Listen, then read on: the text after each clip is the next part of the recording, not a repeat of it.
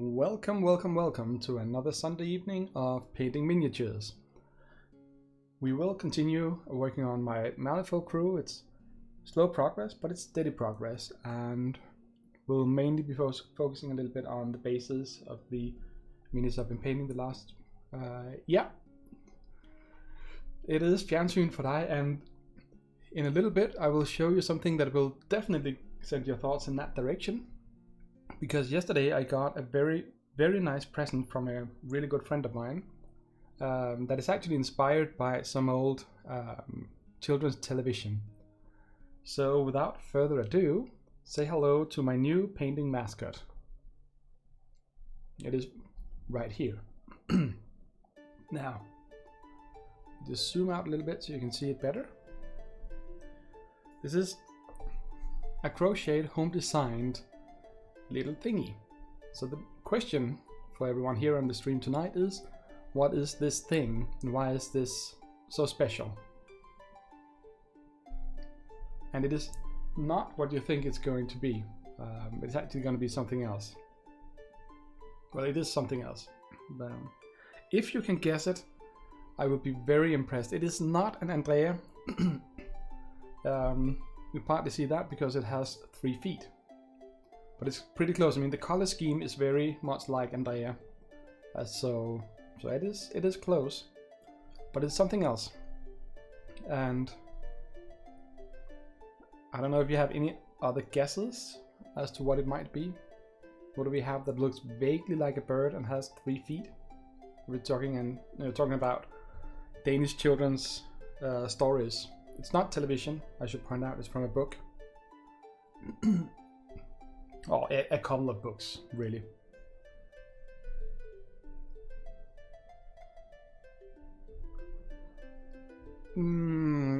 Kind of, sort of. It is actually. That's gonna be a little bit of a Danish talk here to just give a fair warning to our foreign viewers. This is what is known as an eugenyk from the book Da Eugenykkerne stjal Rundetårn. And it's basically a really funky children's book about how a large group of these sort of weird, slightly bird-like, 3-legged hello Modifian, these 3-legged small creatures knocked over Rundetårn, which is the round tower, which is a famous tower in Copenhagen. It's actually a tower for a church. But they did that to somehow, can't remember all the details, but I think it was something to do with, I don't think you ever actually got a reason for why they wanted to steal it. Or Baba Yaga, could be. It has a little bit of Baba Yaga on it as well. But no, it's an eugenyk. And I don't know why they stole the round tower, but I know that the end to it, and fair warning, this is a bit of a spoiler, the end of it was that the local baker paid them off with bread or cake or whatever, and then everyone was happy. Look it up. It's really funky, really weird. I think it must be from the 80s. I don't think we're back into the 70s, but the children's stuff from Denmark in the 1980s were mildly disturbing. Is probably a diplomatic way of saying it. We had some really bizarre stuff coming out of both the national television channels, but also a lot of the authors. So this is an eugenyk, a 3-legged small thingy creature that a dear friend of mine made for me. Made me really happy to get it yesterday. I love getting homemade presents. I always think they're better than bought presents. That's not to say the bought presents are bad. It's something that was made with a lot of love and a lot of care and a lot of thought, and it was made especially for me because we talked about that precise book a while back. So I don't have a lot of room for it at the moment, but I just put it out to the side. It is here and it is waiting. So let's zoom in a little bit again and see if we can get some work done on some minis.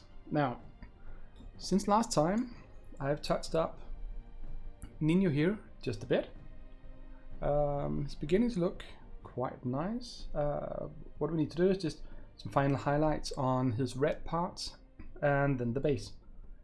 I had planned or tried or thought about maybe doing some oh, he's drifting, damn it. So I thought about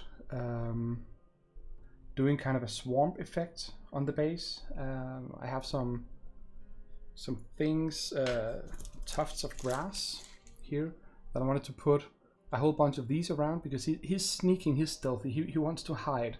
So I don't want him to pop too much against the base. I know it would make the miniature a lot more visible if I decided to make a lot of contrast between the base and Nino himself. But in this particular case, since he is a sniper and since he is crouching and hiding in the shadows, I actually want him to blend in with the base. That's a specific effect I'm going for, despite it making the miniature a little bit harder to see especially on the board.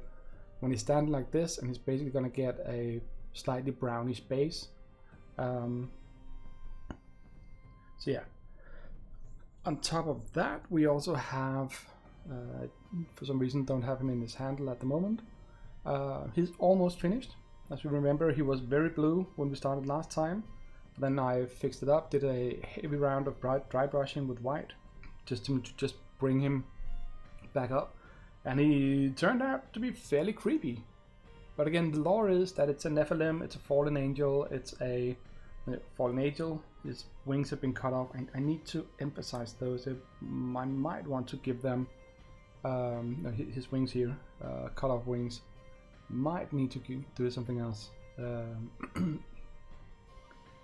But basically, all I need for the base, since I've dry brushed the rocks, is just some kind of backdrop for that. And I will be using some of this here, the black battleground from Army Painter, which is a bit like flocking, except that it's just small bits of rubble, and that will of course need a little glue. I'm probably not going to do it on stream since it's just about gluing and adding stuff, but to give you an idea of the effect, you can see here how it's going to look.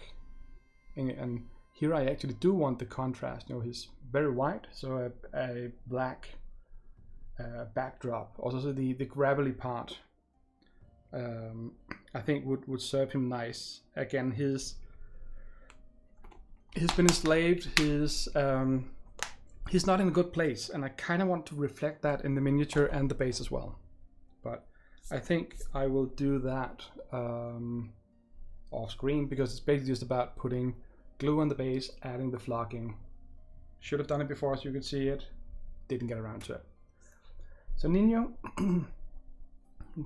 just need a little bit of red highlight. And then, while I'm painting, you again will have the choice of who to continue on next. We have Perdita here with the broad-brimmed hat. She's the leader of the crew. Gunslinger, sort of Mexican style, monster hunter, pretty badass if you ask me. That's one option. And then we have Francisco. He is deadly with his sword. Sword is not glued on yet. He'll get that later on. But he also does have his trusty revolver that he can shoot with. It even comes attached with a blade that's larger than a gun itself. So that is one option. Although that's the second option. I don't really have anything else, because the final miniature I need to paint is Abuela, which is the grandma in her steam-driven wheelchair, I guess it's called. But I kind of want to hold off on her a little bit longer, just because. So Francisco or Perdita. You will actually get to, well, just let me know if you want to see one over the other. I'm gonna paint them all at some point, so just let me know. Now,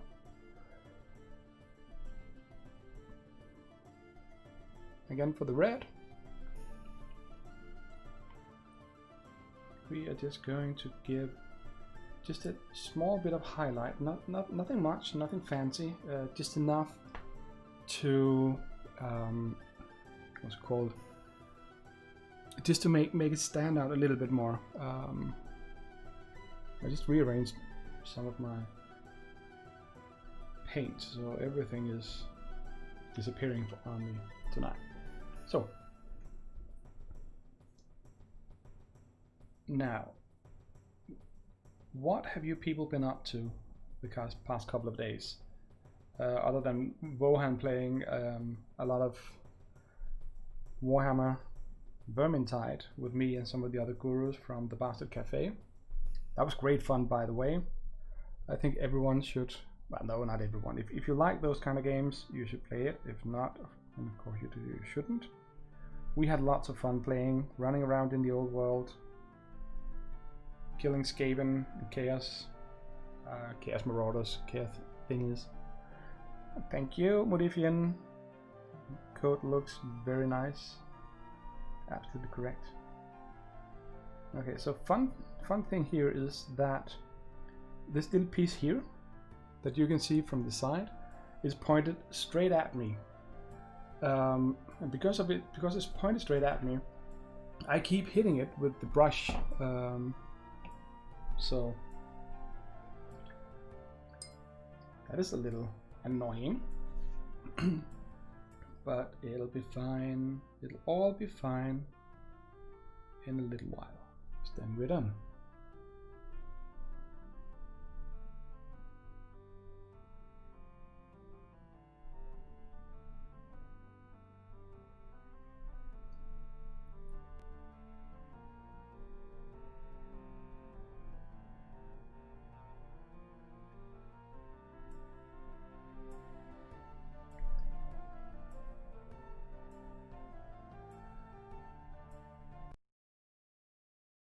In news from the front, whatever you might call it, I today had the pleasure of going down south to visit my sister and my nephew, who's just turned 11. And since we didn't have a celebration for his actual birthday, or at least I wasn't invited, that will not stop me from giving him a present, I figured. So I brought one of the reprinted Danish translations of the Fighting Fantasy series. It's in Danish it's called Sværd og Trolddom. It's being reprinted by Farao Cigar, and that is actually where my forays into role-playing began, way back in the day. Okay, this camera is annoying me a lot.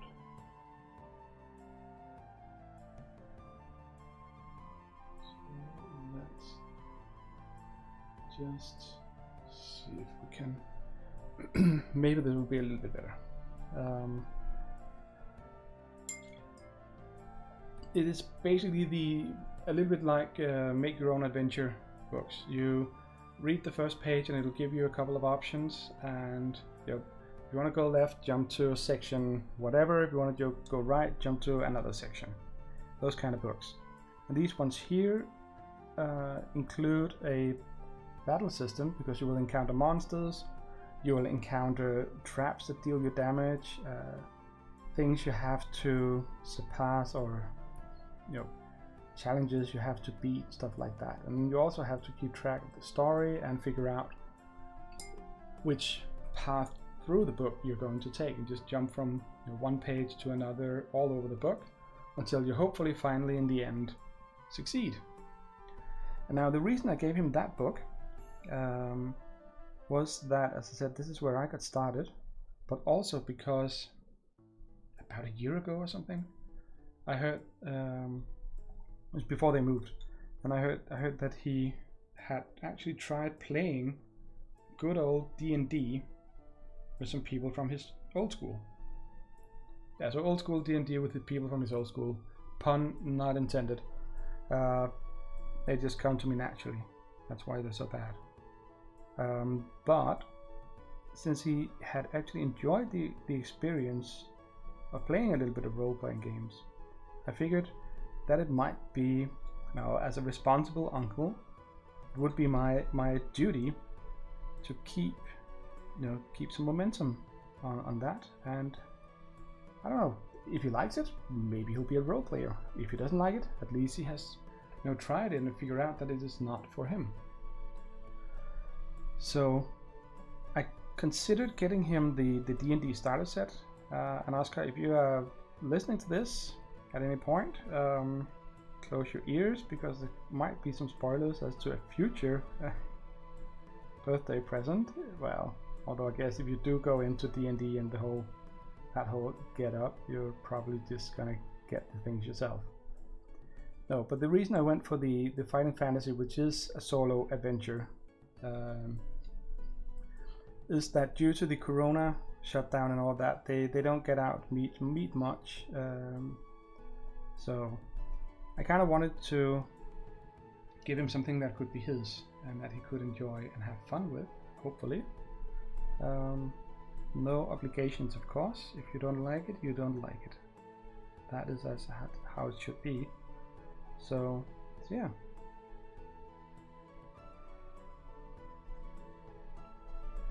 So that was great fun, and of course it's always good to see them, because now, you know, they're my family. But also an added bonus this year is that they've actually gotten a very lovely pair of kittens. They're about 7 or 8 months old by now, so they're still, I would say that they're still small, and they are, but they're also Maine Coons. So small is never really sort of an option with Maine Coons. They're they seem pretty much on the way to becoming huge beasts at some point. But they're really well socialized. They are not chatty, because they aren't really that, which is generally a good thing with cats. But they are social, so they will come up. Yeah, and the magnificent fluff cloud. You're absolutely correct, Malefian.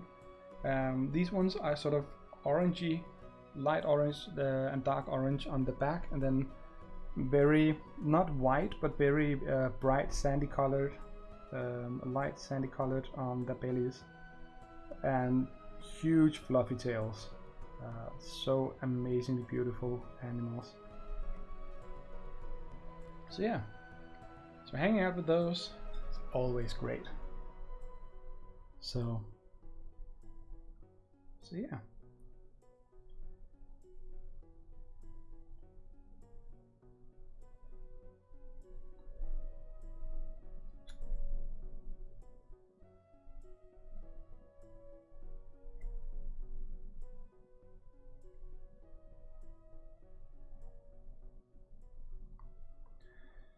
So what have you like cats? Tastes a bit like chicken. Well, I generally didn't bite my cats when I had them, but I'm sure you're right. I mean, the few times I did bite them, it just basically, I don't even really recall the taste. I more sort of just recall the immense amount of fluffy hair I got into my mouth. So yeah.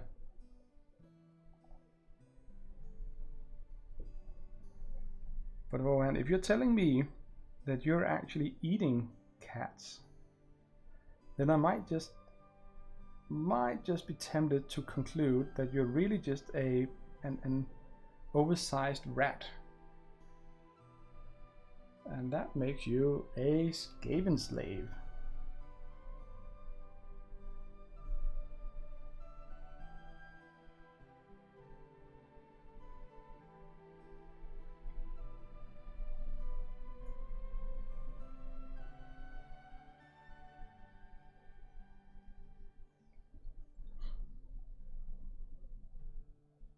So, now speaking of Skavens, as I mentioned, we played some Warhammer Vermintide the other night, me and Wohan and 2 other gurus.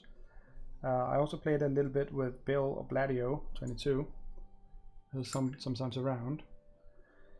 And it really is a fun game. It is completely over the top with regards to action, number of enemies spawning, and number of people you kill, and all those things. It's really, really, in many ways, I'd say it's actually completely ridiculous, the amount of enemies you encounter. But at the same time, it's also what makes the game so good and vibrant. As it just keeps on the pressure. You get a little bit of respite once in a while, you know, a brief pause in between waves, where you can just sort of relax for just 2 seconds, just breathe, figure out, okay, so how are things going? Everyone okay? Nobody died and had to be revived and all that. So cool, we can push on. And just as you're about to get ready to push on, you'll hear the sound of some of the special monsters or enemies. Special monsters. Enemies will have their own sort of unique telltale sounds, and you will hear them long before they show up. And they will make you sort of paranoid for, well, not really paranoid because there are someone after you, so it's just common sense really, that when you hear this sort of, I think it's rattling skulls that one of the Packmaster rats have, then you know that there's someone waiting somewhere to slip a hook over your neck, just drag you off to be either strangled or pulled into an enemy group of enemies, group of mobs that will just beat on you mercilessly until, and this is a really, really interesting point in the game, as far as I know at least, you cannot escape from these ones yourself. Someone else has to do it. So one of your teammates actually has to come to your rescue. So what are you writing, Rohan? You don't want to know the times you have eaten a cat's front paw thinking it was a chicken drumstick. Well, fortunately, it's actually been quite a while since I had chicken drumsticks, but I'm quite sure that the next time I'm having it for lunch at the office, I will not look at it in the same way. Fan is powering up. Waist high. I don't get that. So, anyway. No, but Vermintide is great fun because then you actually have to depend on your teammates to come rescue you. The same if they have an assassin, the gutter runners from the Skaven race in Warhammer. It will just jump on you, and this one moves really erratically, so it can be a little bit tricky to shoot, and if he gets close to you, he'll just literally jump on you, knock you over, and just slice at you with his knives. Probably poisoned and horrible and vicious. At least they're glowing green. Ah, right. I get it now. So, hey, Leland, good morning. You're having a nice Sunday? Still Sunday over in Canada. Canadonian. So yeah. So Vermintide, if you like the concept of running around with your friends, killing objectively bad guys, horrible, vicious creatures, hell-bent on destroying the world and everything that is good in it, also probably most of what's bad, then I will highly recommend Vermintide. If for no other reason than because it's just so immensely fun and crazy in the sheer, I don't even know the right word to use to really sort of explain how ridiculous the number of enemies thrown at you is. You'll have spawns and waves where you'll have 20, 30, 40 Skaven or Chaos. Not Beastmen, just hey Emily, thanks for the lurk, I appreciate it. But all of that, just yeah. If you like that, running around melee, and well, you can do a little bit of ranged combat, especially with the elf. But then again, then you'll just make people really grumpy. Because if you're playing with, you know, like the dwarf or one of the other melee or mainly melee combat characters, and just run around with the elf and just use your bow. We did have some Legolas and Gimli moments where a group of Skaven just running towards us. Now I play the elf because I like playing a sniper and I like playing someone with really, really fast attacks. So it's just, you know, happily firing away into the crowd, just to, you know, cull down this horde that is running toward us, make it a lot easier for my friends, because they're gonna take all of this just straight in their face. The least I can do is just, you know, remove a little bit of it. I'm putting myself in a very, very good light here. That's purely intentional and completely true, and so on. The IMBA class to keep up. Which one is that? Please remind me. No, but basically, yes, we are just having fun and shooting enemies, all that, and all of a sudden, Wohan gets really annoyed because apparently I kept shooting the one straight in front of him, and the Impa class. Yeah, I need the Impa class, the elf. So yeah. No, but I get it, because you're just lining up a melee attack, and some of these, you know, with the large hammers or axes or swords, you kind of have to line them up and time them properly to be able to hit the targets. And it's just as you take a swing at it, then you see the target of your huge attack, perfectly timed, just disappears with an arrow through its eye. Yes, I get that is annoying, also because I have had that happen to me a lot when I'm playing with the bots. You have to be at least four people, for characters in the game. So if you don't have any friends like I don't, you will be playing with some bots, which is fine. They're actually pretty well made as assistants, computer controlled assistants in this game. But they will also just fire at enemies, and having it shot, you know, right in front of you is just, yes, okay, it's dead, and yes, I lost the attack, but you don't really lose anything from that. It's just still just annoying that you just lined it up, you were ready to actually kill that one, and just you hear a gun firing behind you, or just see an arrow swooshing by and just says plonk, and your target is dead. So yeah, so I get it. Well, it's not. When I heard the term kill stealing first, it actually covered the situation where you stick around and wait around until someone has whittled down an opponent, and then you put in, you know, the killing blow right at the end without doing all the hard work. That is the term kill stealing. So shooting someone before you can hit them, that's not kill stealing. That's just being more efficient than you.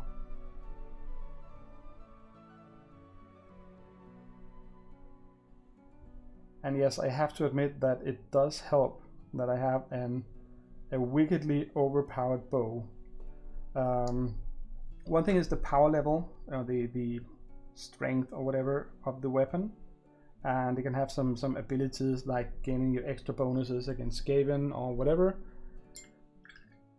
Bothering to run up to them, you're just too slow. No, but the bow, as I said, the elf class I'm playing, the Waylander, I think it's called, Wayfarer, Waylander, something like that, not Highlander, comes with the bonus of having double the ammunition for all ranged weapons.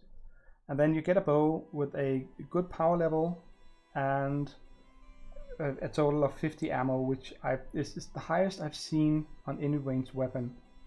And then I double it, so I run around with 100 arrows, and I am not shy about firing them, as Rohan will say. That is very much just true. I just fire them like a madman or a mad elf. I think she's supposed to be a woman.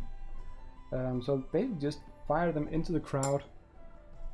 Some of them will take down one, some will take down two, some will miss, some will just deal a little damage, so they have less hit points when they get to the melee people. But usually I would say I kill on average one one enemy every 3 arrows or so. You know, all things considered, you know, with some of them requiring multiple arrows. No, probably every 4 arrows, because some of them just require 2 arrows before they go down. And if I don't, yeah, I definitely don't hit with all the arrows of fire. So let's say I hit with about half of them, and yeah, most of them will on average require to take them down. And I'll probably kill one for every 4 arrows I shoot.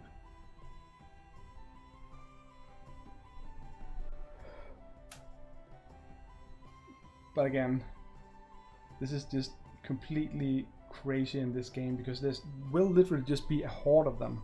And even though Wohan is complaining about me kill stealing and all that, when these hordes do spawn and come running up to us,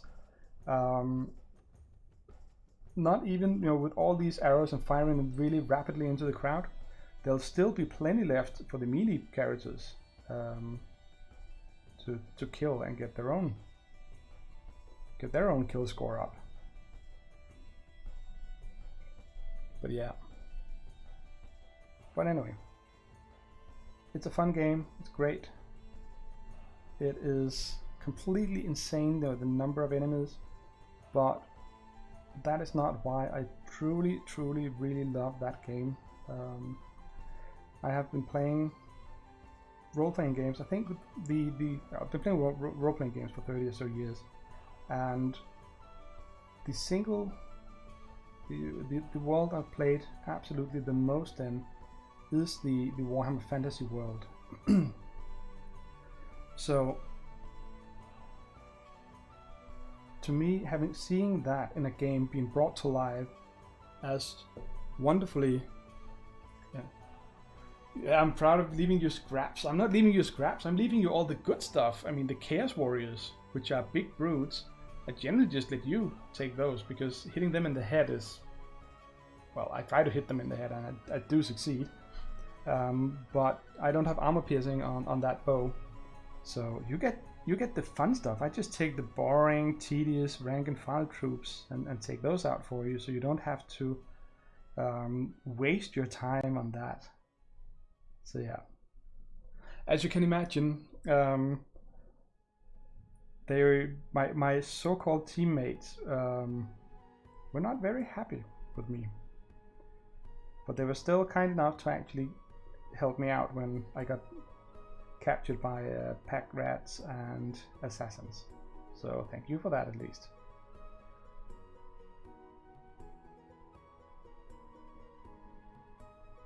Now, what should we do now? A little bit more. I'm just going to be a little careful about how much I actually highlight this red, because now we are slowly venturing into pink as a color, and that should only be used sparingly. Just give a little bit of highlight here, because otherwise it will look like it's a member of the Copenhagen X-Wing Miniature Games Club. They actually have pink as their official color, and yeah, so don't want to take them all the way out there, but we do want that small slight extra bit of highlight here and there, just a little bit, to help make the upward X's. Papa, what does Modifian say? You used to play a no, you have a finger of death. Yes, and you're pointing it or poking me in the back with it all the time. I used to play a game with miniatures, kind of like these, only already painted. I ended up writing nano stories about them and world building for them. That is really cool, Modifian. I take it you can't remember which game it was, because I would be curious to know.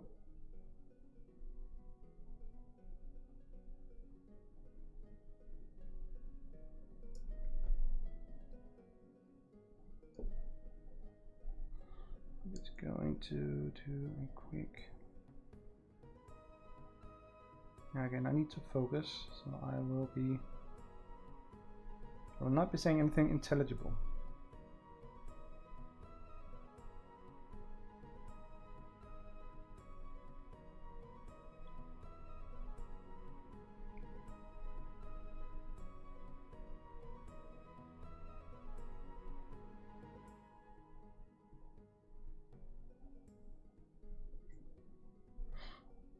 So this is actually this is actually the layer of highlighting that will have the most effect, since it's not just still the red, but I also mixed in a bit more white, so it's going to be a lot more visible than the parts where I just did the red layering up to the highlights. They get sort of more blended in. This one will have a little bit more visible, directly visible effect. So let's see how, just do gentle highlight straight down there, and there you go. You still have all the boxes. Well, then you should at least be able to figure out what it is. Oh, the finger of death is I point, you point, I shoot. See? So actually you can count, well, not all of my ranged kills, but let's just say you can take credit for a third of them. How does that sound? You take the bragging rights for a third of my ranged kills. 95, okay, I get 95% of my kills. You're more than, you're very kind. Thank you, sir. I will take credit for 95% of my kills and you get the last 5. That's what you meant, right?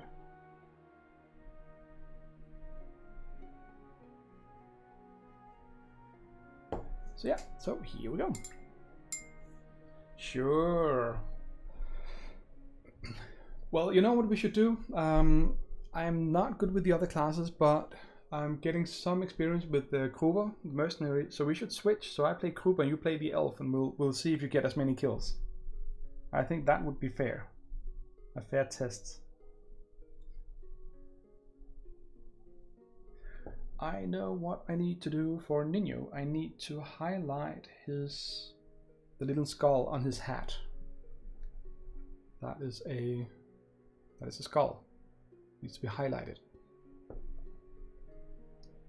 But what color do we need to highlight it with? I think we need to mix things up a little bit. No fun though? You don't like playing the elf?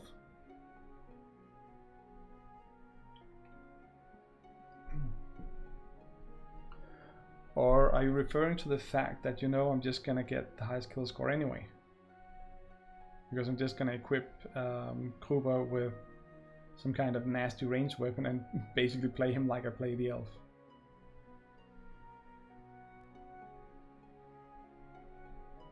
Your arrows are bent.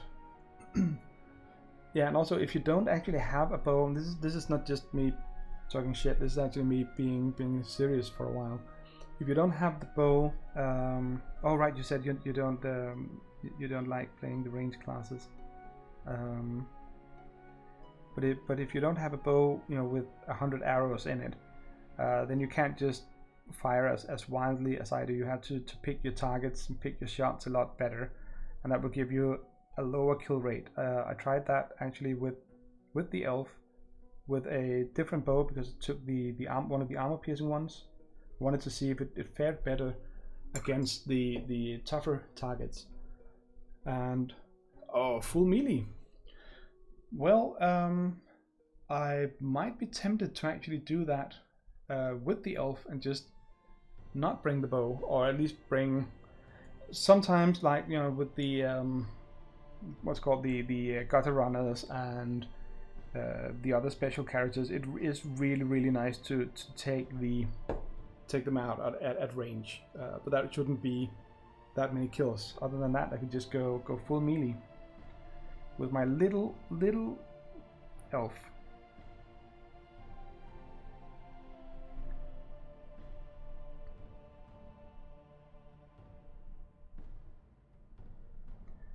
So there we go.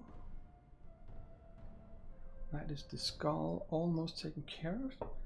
Just need to fix up a small mistake I made. Yeah, it's limit to one weapon set. Yeah, and I mean the warp fire throwers and stuff like that, it really makes sense to take them out at range. But yeah.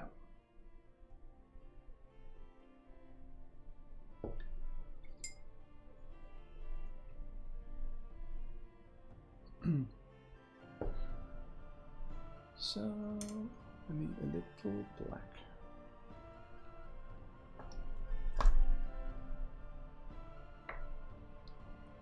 Now for his hat, I haven't actually done much because I quite liked the effect it has to just use the Citadel's Abaddon Black. It's a matte black, and because of the diffuse highlighting, I actually think that it does quite well on its own. Just need a tiny bit of fixes because I hit a little bit outside where I should paint.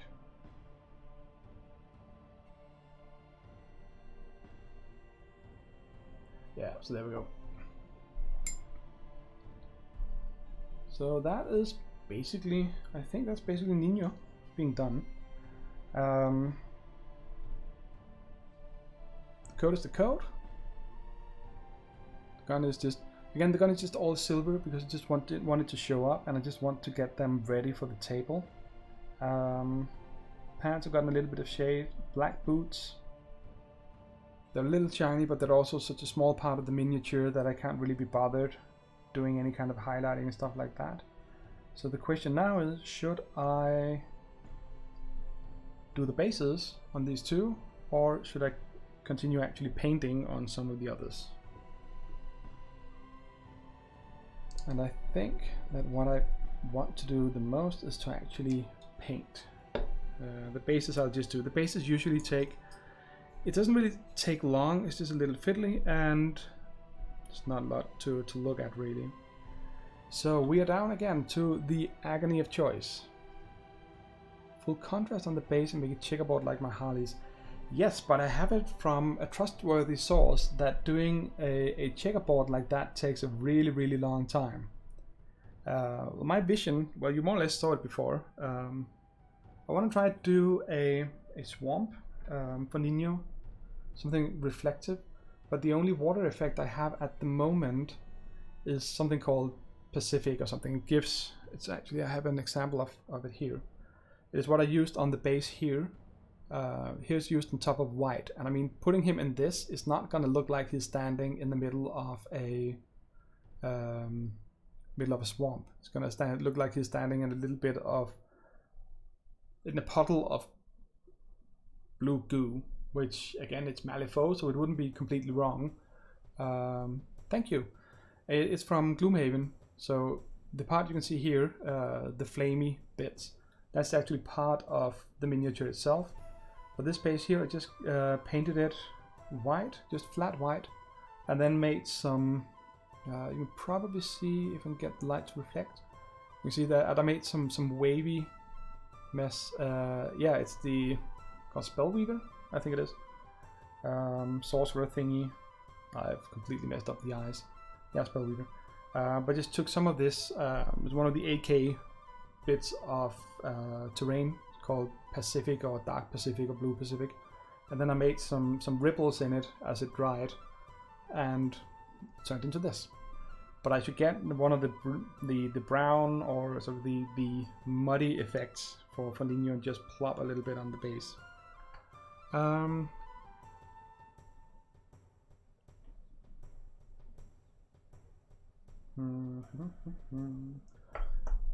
Or should I do the bases? Oh, I'm confused now. Now, you know what? It's already been almost an hour. Instead of starting a new miniature, I'm just gonna finish up the other ones. Let's do the Nephilim first. Let's plug it in like so. Here we go. So, glue. I just use standard PVA glue for this, and I need, for this I don't need my wet palette, I'm just using one of these here to mix in a little bit of water into the glue. It makes it a lot easier to work with, not as thick flowing, so you can better spread it over the base. The trick though, I think, or my experience is that the trick is to not put in too much water, or it's going to do something with the surface tension, where it just tends to pile up, or no, not pile up, sort of goop up into small blobs on the base instead of giving a nice layer. So let's get a little bit of water in, usually about 1-to-1 ratio, maybe slightly less water. This seems to be fine. Now I need to find a brush that I don't mind getting glue on. I recommend using your cheap block brushes for that, because they will be damaged by it.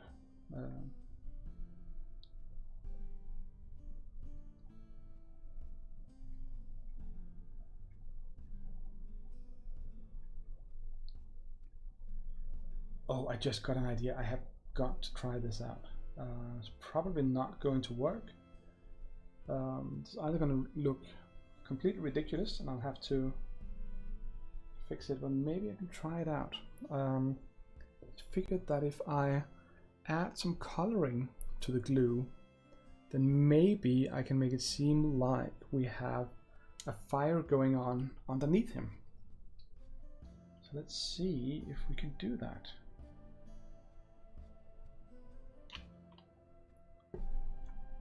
Like so. I think it's time to crack out my trusty test org, where I usually test out these things just real quick to see how it actually turns out in practice, or if it's just gonna look completely ridiculous. So let us see, where did he go? He's trying to hide, but there's no escaping. When I call him a test orc, I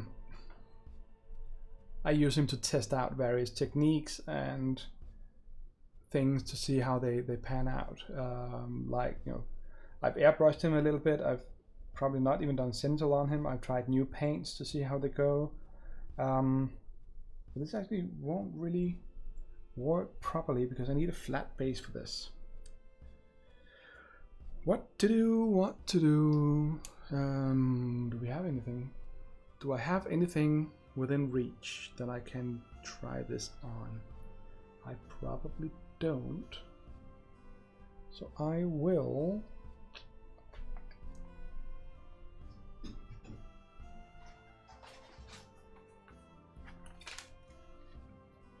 I'll just cheat and take a small piece of paper here.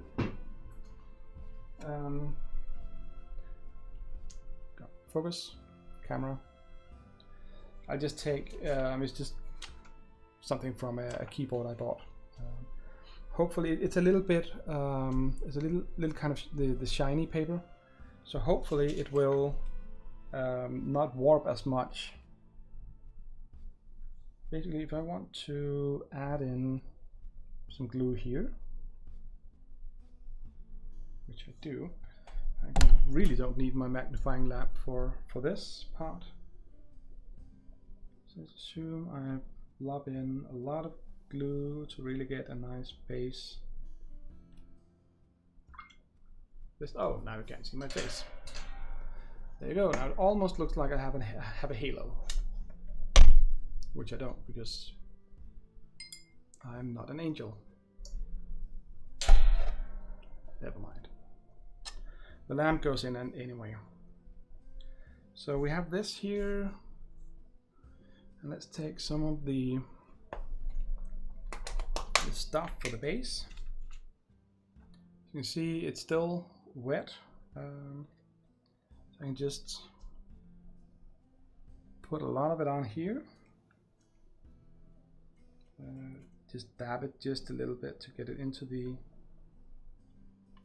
glue. Wipe off the excess and see roughly what effect do we have here.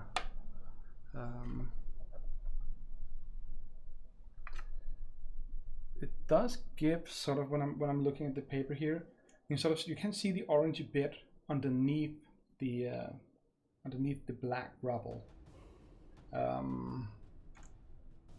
My idea was to make it look like he's standing on some kind of fiery sprinklers on a Halloween cookie. I think that's pretty much the only argument I need to not go through with this, because he is not a Halloween cookie. So we'll just do it in with regular glue.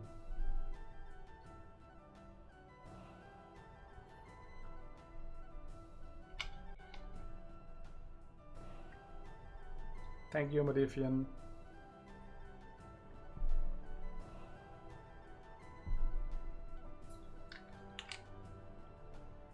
Also, Modifian, don't forget that you are currently in charge of finding a day where we can meet up. I have not joined you for murder. That is absolutely true. I have been really, really busy. And going on killing sprees in the old world is as fun as it is. It's quite taxing, really. And then this other thing called work that someone really wants me to do. So I do. Now here I probably can get a little bit of effects. If you look here in the white one, I put in too much water and the glue here.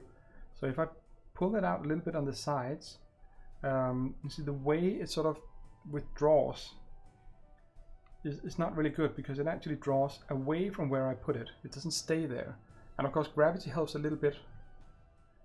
Told you last week, you know, oh, whoops, my bad then. But the thing here is that the way it sort of sticks to the sides, or doesn't stick to the sides, is not good. Here you can see it just falls back off. That's because there's too much water in. So the solution for that is obviously add more glue.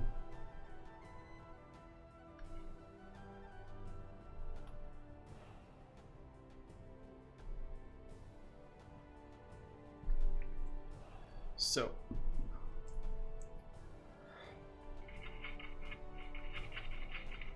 by the way, we have some really interesting news from the Incorrigible party.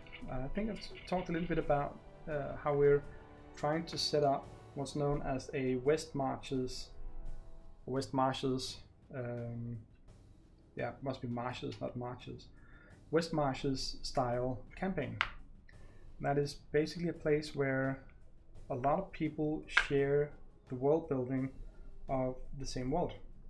So the plan is to basically just get a whole bunch of D&D 5th edition players together and go on adventures. Multiple DMs, the same game world, and just have people decide amongst themselves who wants to play in what part of the world and when. And just do it, of course, online in Corona times. Also, we have people all over the world. I was saying we, I should probably say they. But it seems like a really, really cool project to get started on, and I look immensely forward to it. But I also know that it is actually meant to be open. We want people in there. So if you need more, yeah, West Marches or Marches. Oh, thank you, Emily. So basically, if someone wants more role-playing games and would like to hang out with some really cool people from all over the world, go on adventure. It's not going to be a continuous story. It's going to be a series of individual adventures.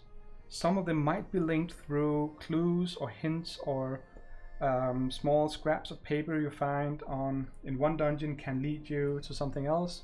One of us! Yoo-hoo! We are Pentium of Incorrigible or whatever. No, but basically it's a bunch of people who want to play role-playing games with each other. We're aiming for at least 15 or 20 players in total, including DMs and so on. So naturally we'll not be playing with that large groups. I would dare say that is not going to work. That's gonna hamper the role playing with that many people. But people are free to pick a time and date and just run any small adventure. You basically just need a DM and some players, and you're good to go. And then we'll hopefully get to play with a lot of multiple characters as well. Yeah, thank you, Emily. You can basically make as many characters as you like. There's nothing wrong with starting them on a higher level. We haven't, sorted out all the specific and details and what do you do about gold and items for high level characters, or at least not starter level characters, all those things. But basically the idea is first and foremost to have fun, which means that you should play what you want to play, how you want to play it. Again, be nice, be polite, respect other people's boundaries,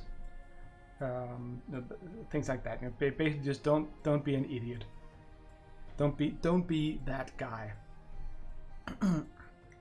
Yeah, incorrigibleparty.com. Also, start listening to the Incorrigible Party podcast. It's a really good series of podcast adventures that Emily and the others have been doing for a year and a half now, maybe a bit more, where they are up to all kinds of interesting adventures and shenanigans. So yeah, well, Wohan, I don't know, man, what can I say? You're gonna have to talk nicely to people. No, I know you can do that. You're actually one of the people I've been meaning to ask about this, but no time like the present. So go to incorrigibleparty.com, join the Discord server. There are some channels specifically for this. And if you like the concept, we'll just... Basically the plan is to begin playing. We have the first session tomorrow, but that's mainly just sort of a getting started for me in trying out Foundry as a virtual tabletop, just to see what the heck that is all about and how you use it. That's just going to be a training scenario, or rather just a training, roll random dice and point my mouse cursor at a map to see if anything happens in the tool. So, but I mean, you gotta start somewhere. I've never used virtual tabletops. I played chapter 3 of the podcast. Yeah, well, Emily, I have to be honest and kind of admit that I'm way behind on this. I have not even heard anything from your latest one shot. I just got so swamped with work here in first October and then November, and then November is basically already over. So yeah, I'm way behind that. I think I'm missing 3 episodes from the Slip Tail. I can't even remember what it is. Oh, god damn it, this is so embarrassing. I should know. But yeah, work sometimes gets in the way. That's how it is. But I am definitely looking forward to chapter 2. Supposedly, as I can tell without anyone having spoiled it, it ended with a huge cliffhanger. Tales from the Slipstring. Slipstring, is that what you use to tie a slip knot? Was that related to that at all? Or is it sort of a put together word? So, anyway, cracking on with this one here. Here I actually need to get him out of this one here. So what I usually do with this is I normally just put the miniature in the lid, so it functions as kind of a pun and slipstream. Yeah, but I'm guessing Tales from, it just led me to think of Tales from the Loop. So I don't know if it's also sort of a bit of a spoof on that, or pun on that, which would be a good thing to do. I mean, it's always fun to take things we know and jumble them around a little bit. Which reminds me of the good old, again, my mind is all over the place today. I'm just meandering my way through the world here. I used to, in my gaming group back in high school, we used to have these marathon sessions, playing all day, all night, and then at 4 or 5 in the morning, we would finally settle down and be done with the serious, quote-unquote, role-playing games like Shadowrun or Warhammer or any other thing that we were up to. And then, since we were young and had so much energy and didn't need sleep, I still don't sleep, but now I need sleep, which is a really bad combination. And then we would crack out something silly. Sometimes we'd do Paranoia, which I know you've tried, Emily, with John and the others. Probably before this with John as well. But we also played a lot of Toon. And Toon is basically a role-playing game based on the Saturday morning cartoons from TV. So it is a little bit like, you know, Tom and Jerry. It is not the Disney things, because they tend to have too much plot in them. Just these really short, completely crazy Toon scenarios. And Toon, now we talked about virtual tabletops. Toon is one of the games where I would never use a virtual tabletop or a battle mat or anything like that, because what makes Toon work is that it has to be in a crazy fast pace. Again, think morning cartoons. They're just pounding out there all over the place, running around, and have scene changes, you know, from one end of the house to the other end, or one end of the city to a completely different country or whatever. Also, hydrate. So, but they actually made an entire book. So let's just take a moment to look at. I mean, the base here is really, really dark, but that's what I wanted to do. Tales of the Floating Vagabond. That sounds cool. Actually, I have some of my old Toon books lying around.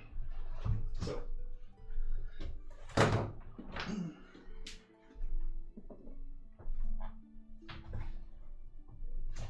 Oh, this is nostalgia. Again, Toon. The Tooniversal Tour Guide. And Toon Tales. I think some of these have the different settings. They made so many fun twists on things. Nah, you can't really see here. So they have different worlds, I guess, here. So we're going to take a complete break from painting for a while here. I'm just going to list some of the chapters in this one. We have the house that jerks built. A fugal-proof plan. Masters of Toon Fu. Toon Fu, not Kung Fu. Way Out West, as in this is way out. The Good, the Bad, and the Buckled. We have Crime and Toonishment. We have the Unthinkables. We have, this is one of my favorites, the Suitcase of, well, J. Dexter Ward, they say here, but that's obviously from Charles Dexter Ward, one of the famous H.P. Lovecraft stories. We have Wanted, Undead or Alive. You can basically use that anywhere. We have Grime Does Not Pay, Astronauts, or Planet of the Oops. And yeah, so basically they come up with these crazy world and concepts, and the system is, as can be imagined, completely lightweight. So you have Tales of the Floating Vagabond based on Golden Age noir movies. Are you thinking some of the old Humphrey Bogart movies, you know, Sam Spade, those kind of stories? Oh, those kind of Errol Flynn effects. You can always grab a rope and swing somewhere else. That sounds fun. Yeah, but exactly something like that, and sometimes just like in Paranoia, where an entire game session can evolve around getting across a corridor that's the wrong color. Toon would be an hour or maybe two of complete silliness on top of 12, 14, 16 hours of really intense role-playing and battling monsters and good guys and stuff like that. And yes, I did say we battled good guys because we were Shadowrunners, okay? So, anyway, Nino is up next. So, but Toon, really fast-paced, lightweight rule set, and absolutely, completely bonkers when it comes to what goes on. So yeah, cool. I would like to try your Tales of the Floating Vagabond at some point, Bohan. that would be, I think that would be really fun. So I need to figure out. Now, as I said, the plan with Nino was to more or less cover the base in these tufts of grass, but I guess the trench coat effect had a limitation of 3 cruise missiles drawn from pockets, I seem to remember. Yeah. Oh, you don't have the rules. Well, I'm quite certain that it will never be the same. I know, but we might be able to just pick up on the concept and just wing it. I'd love to play it at some point. No, but I guess for Nino, for having all the brown stuff here, I think I need to actually at least give the base a little bit of brown underneath, just to make it seem like he's actually standing in, not standing on a white surface covered with grass. Okay, so you have other stories you want to tell. Fair enough.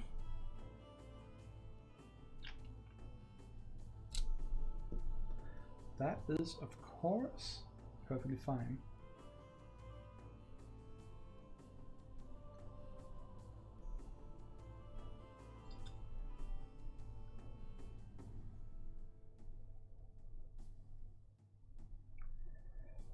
Okay, so while I am just painting this dull brown base here, I should remind you all that if you watch my stream on, see if I can remember this correctly, I cannot remember the dates, Wednesday the 9th of December and Sunday the 13th, then you will be able to join in on a giveaway where I'm giving away a Army Painter starter set paints, as well as, probably with the disclaimer that if it's really good I'm going to keep it for myself, but the Army Painter wet palette as well. And yeah, just to get you or someone you know started painting. We have, me and some of the Danish miniature streamers have decided to make sort of a event or challenge to ourselves. I think challenge is the right word, where we take the starter set and nothing else and just paint a miniature. We choose the miniature ourselves. We talked a little bit about should we do the same miniature or not, but we decided on just making it free, so you can choose whichever one you want to paint, but you can only use what is in the starter set plus 1 extra brush, because the starter set does come with a standard brush, but we just figured, having 1 extra brush, so you can do either for dry brushing, or if you want your fine details brush or whatever, just pick that one. No contrast colors from Citadel, obviously, since we're testing out the Army Painter set, and then later on we'll come together on a stream, all of us. I think we're about 4 joining in on this experiment challenge, and we'll talk about how it went, how we liked the paints, how we liked the color selection, if we think it's actually a good fit for new people starting out painting, all that kind of stuff.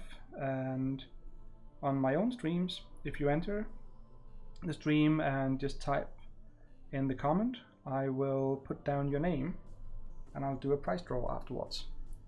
So considering the fact that we usually only have about 3 or 4 people watching, you should have a pretty good chance of getting a full starter set and palette and all that. So yeah.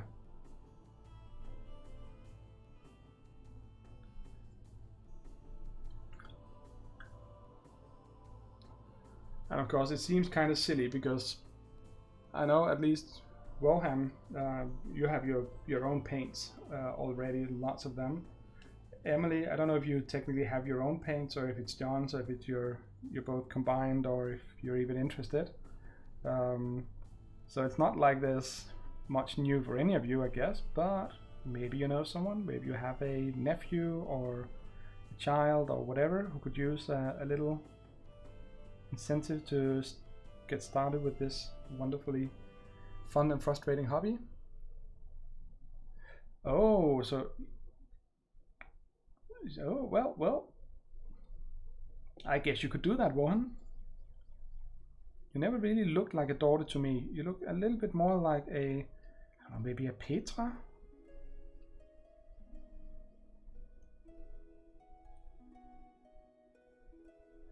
You don't do means they frustrate you. Yeah, I get that.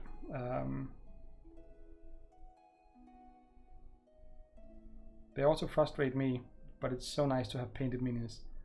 And since I do like some of the games, well, in painting, I mean, the war against the grey plastic is one of the most important battles in the entire world of hobbies. I'm not going to say in the entire world, because there's far more important battles there. But yeah, it's cool.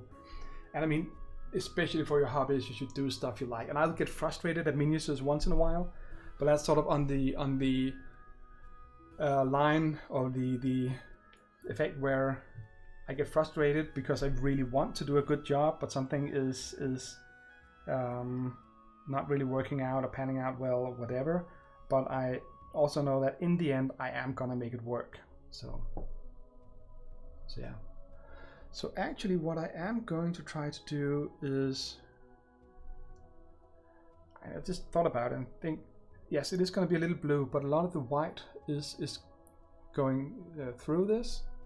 So I think I am actually going to just try to blob a little bit of that down onto the base when Nino is standing under his coat or whatever, so it just gives the effect of it, and just pile on a bunch of tufts of grass. So it'll look like he's standing in a field of this with a little bit of a puddle of mud over someplace. But the paint needs to dry, and I need to find...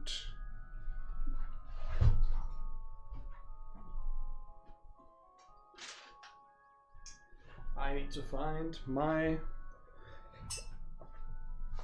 AK8004 Water Gel Pacific Blue Diorama Series thingy. So yeah. And we need to wait for Nino to dry up.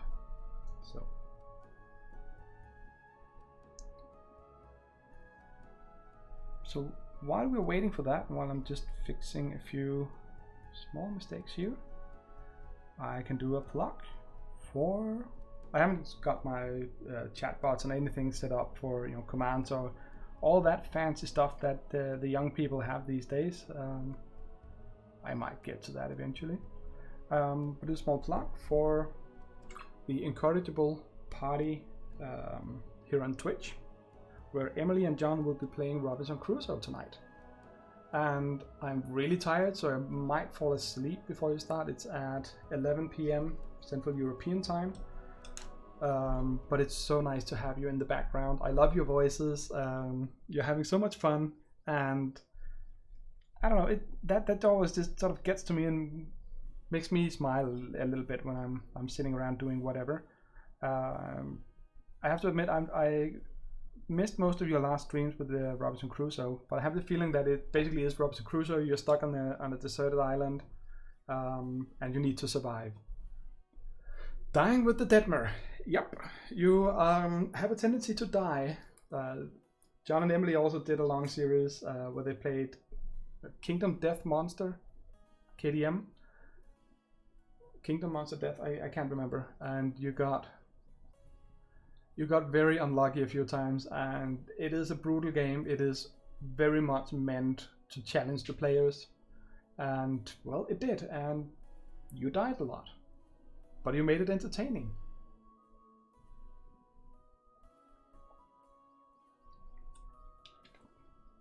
Kingdom Death Monster. I've never actually really figured out how to interpret that. Is that a Kingdom Death, or does it as in the death of a kingdom? Yeah, well, I was entertained, and we actually, you have on Twitch, you have where you can use the points, the challenge points you get. I had a feeling that using the rerolls were kind of to mess with you when you were doing well, but it ended up being people giving you extra rerolls Okay, so Kingdom Death is sort of the series and Monster is the name of the game. Is that correct? Well, whatever. That game. Pity point. Yeah, well, but I mean, it was what you needed to get, but then again, if you look at it like that, because think of it as people wanting you to succeed and cheering on you and not the game. So we weren't actually watching this to see you die. That happened, obviously. For my part, I was literally just sort of sitting there hoping you would finally make it, because after all that hardship, it just felt nice when really good when you actually succeeded and brought down the monsters. So yeah.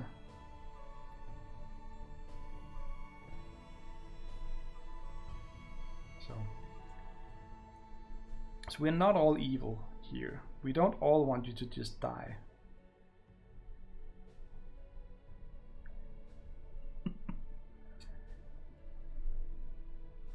Anyway.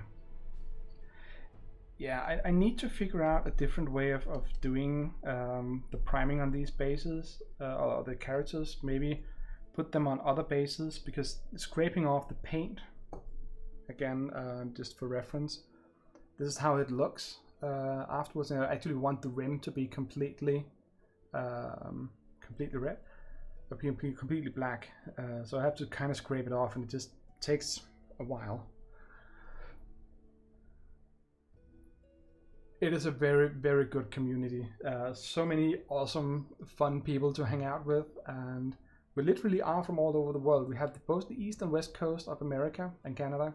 We have England, we have Holland, we have, of course, Denmark, we have New Zealand, and most likely a lot of other places where I just don't know people.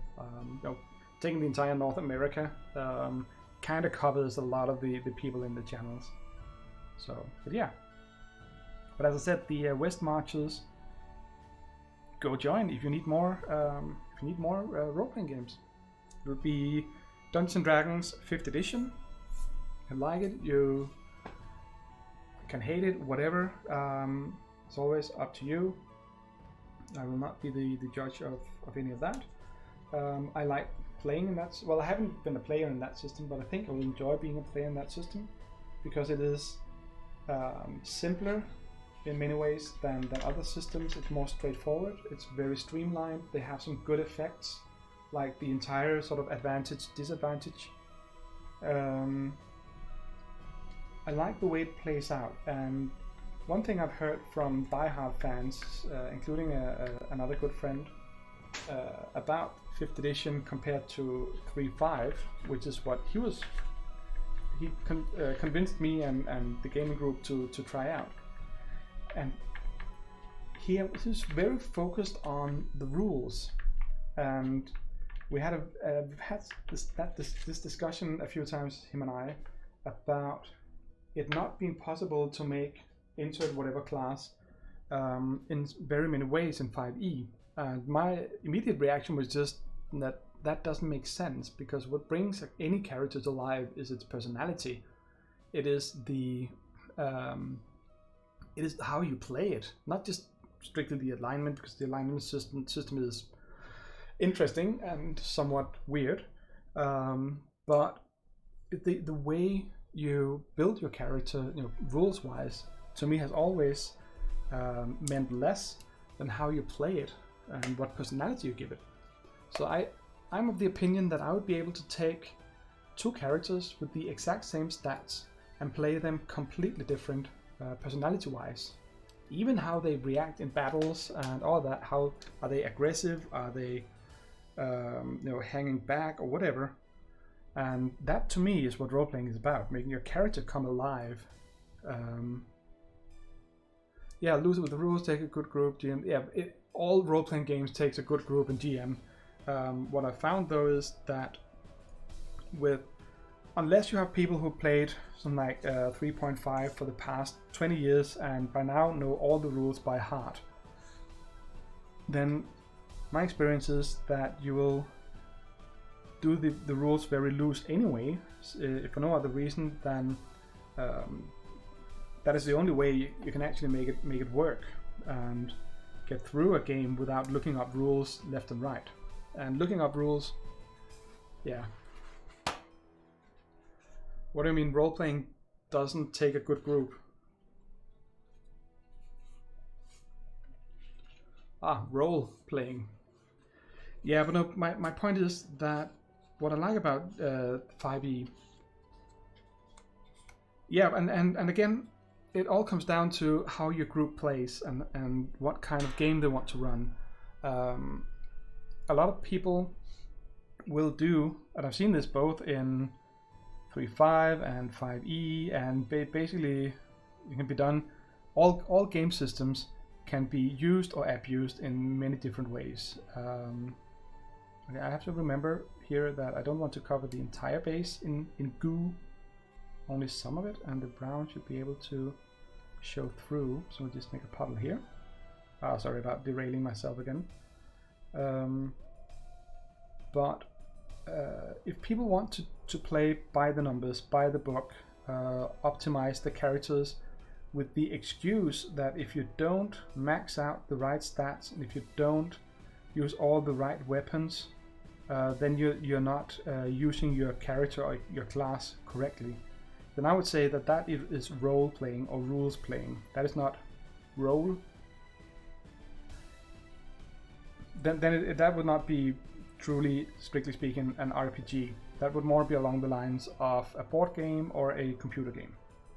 And if what you want to do is play a fancy board game or that kind of thing, perfectly fine. If you have a group that does it, awesome. And yeah, and the rules define the physics of the world. I'm absolutely right. I love the rules. I love playing by the rules. What I don't like is people saying that because you can only choose these 5 different talents, then you only have 5 different options for creating your whatever class. Because I think that the personality and the way you play out your character, what voice you give them, if you do voice acting, all those things, that's what brings your character to life. The rules, definitely important, because that's what gives you a level playing ground. That's the contract between the players and the GM and the game for how do you interact. I mean, it would be kind of silly and very Toon-ish to just, whenever something happens, you just roll a whatever dice you happen to pick up, roll, get a number and go, oh, well, I rolled a 27 on this, so that means that I absolutely utterly fail. And another time you roll a 15 and then you hit, and weird stuff. That can be fun, but it's more sort of a gimmick or a pun or whatever. I wouldn't want to play that in a long-term campaign. So yeah, so the rules, very, very good to have. That's what you use for the simulation part, when you want to make things happen in a consistent way, at least to some degree consistent. And that's where my experience from playing some D&D 3.5 this summer just taught me that D&D 3.5 has so many rules, a lot of way to customize your character, rules wise, but also it will, or at least to me, what bugged me a little bit about that particular system is that it was I'm searching for the right words here because I don't want to insult the system. I think it is a good system, but just my personal flavor, or what bummed me a little bit about it, was that so many of the things would be inconsistent in the type of bonuses or penalties you would get. In 5e, people will say it's D&D 3.5.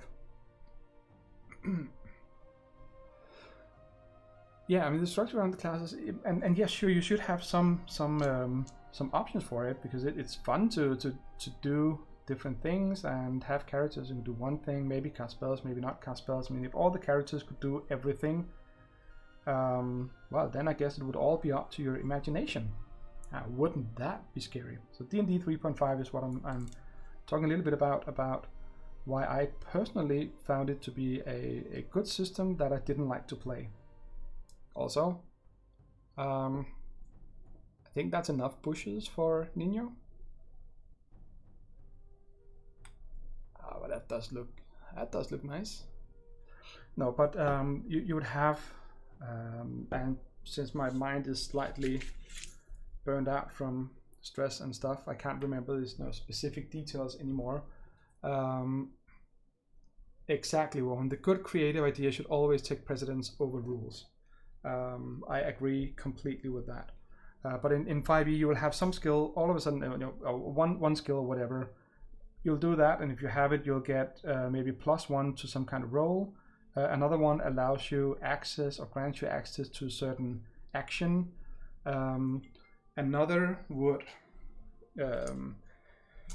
allow you to re-roll something, so the effects of skills were not consistent. So you had to read up and memorize a lot of different abilities and a lot of different effects.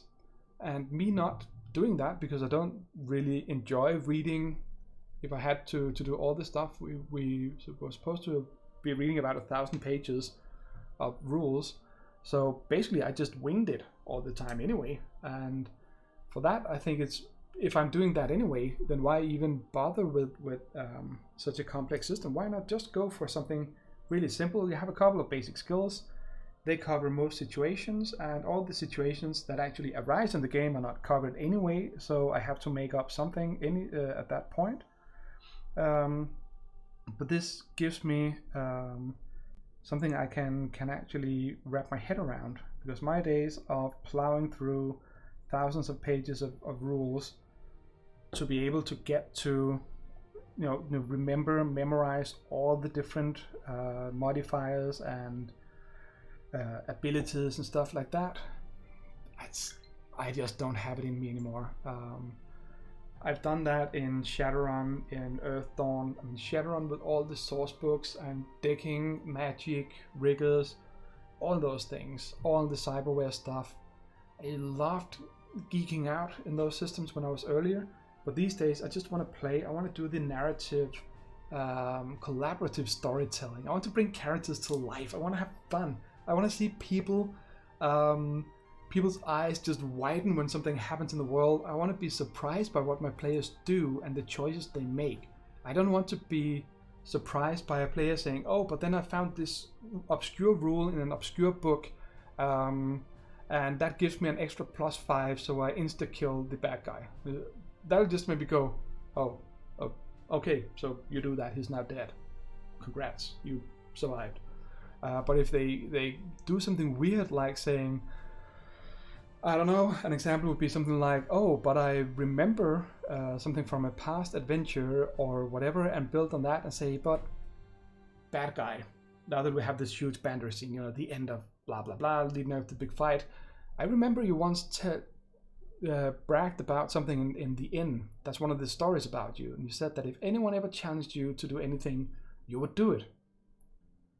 And the bad guy will sort of go, yeah, yes, because, I don't know, he's lawful evil, whatever, and he's actually cares about his word. That's why he does these things. Yes, says the character, I dare you to, whatever, jump off a cliff. Nah, too obvious. I dare you to beat me with your offhand, because otherwise have you really beaten me? And the bad guy can be caught in sort of a kind of this, if I don't do this, I probably win, but have I really won? And they want to brag, they want to be bad guys like that. So I don't know, something like that would be creative, would be completely outside of the rules. No rule cover those kind of things, except maybe a bluff test or a memory test of some kind. But you can do that basically without having any rules for it, and that kind of interaction.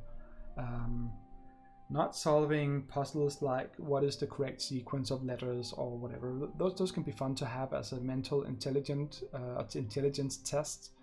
May not sit well with all players though, because some players just don't think like that. That's an important thing to remember.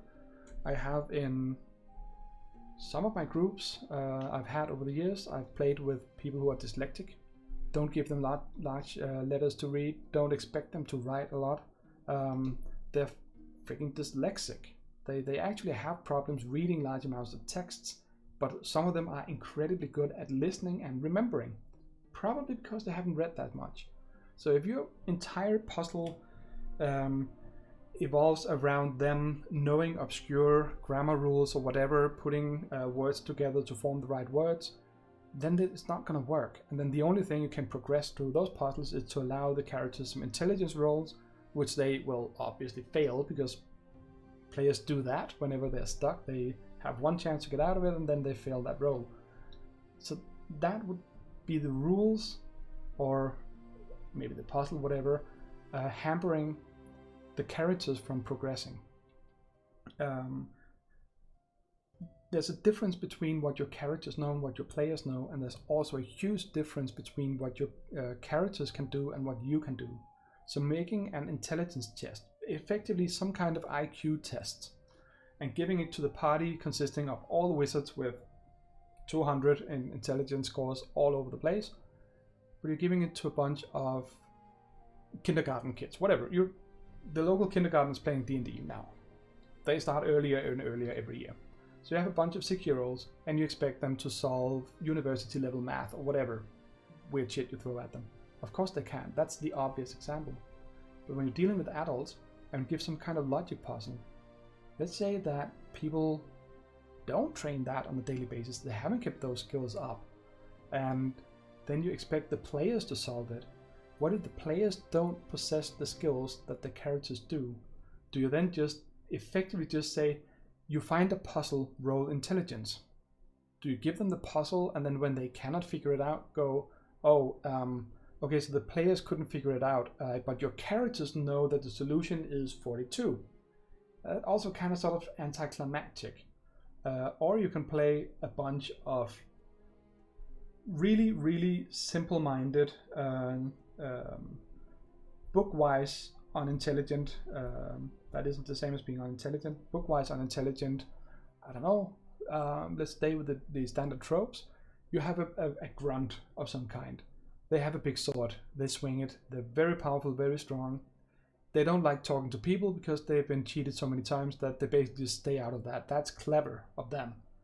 They cannot read, they cannot calculate, they cannot count beyond one, a pair, many, which is fine because they have one sword, they have 2 knives, and they have plenty of dead people behind them. They don't need more than that to get by in their world. That is what they do, that is them. But they have an insanely intelligent IQ 300 player. And then the group comes across some kind of logical puzzle, and this grunt just goes up, oh, but the answer is this.